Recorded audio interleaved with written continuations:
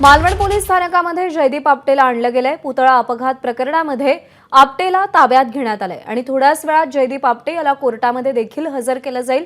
काल कल्याणमधल्या त्याच्या घराच्या इमारतीखालून त्याला पोलिसांनी ताब्यात घेतलं आणि त्यानंतर मालवण पोलिसांच्या हवाली केलंय।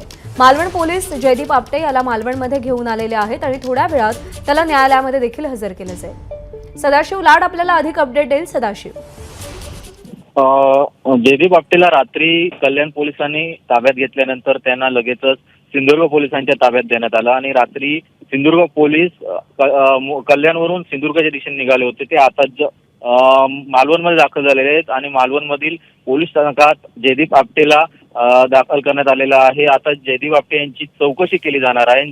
चौकशी केल्यानंतर वैद्यकीय तपासणी जी आहे ती केली जाणार आहे आणि त्यानंतर चार्जशीट दाखल करून लगेचच दिवाणी न्यायालय मालवणमध्ये त्यांना हजर केलं जाणार आहे। जयदीप आपटे हे मालवण पुतळा कोसळला प्रकरणीचे मुख्य आरोपी आहेत आणि गेले 10 ते 12 दिवस ते फरारी होते। मात्र काल पोलिसांना सापडले आणि पोलिसांनी त्यांना ताब्यात घेतलेलं आहे। आता मालवण पोलीस आहेत त्यांना अटक करून पुढची कारवाई जी ती करणार आहेत।